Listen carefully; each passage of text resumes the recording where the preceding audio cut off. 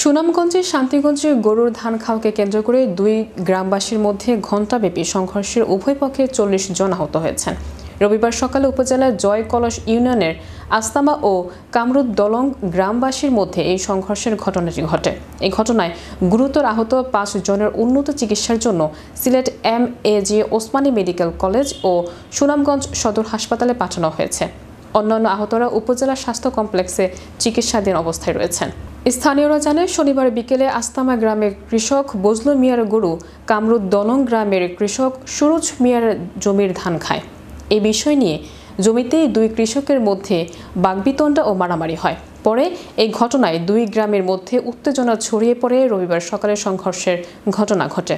ঘটনার সত্যতা নিশ্চিত করে শান্তিগঞ্জ থানার অফিসার ইনচার্জ আকরাম আলী জানান, সংঘর্ষের খবর পাওয়া মাত্রই ঘটনাস্থলে পুলিশ পাঠিয়ে পরিস্থিতি নিয়ন্ত্রণে আনা হয়েছে।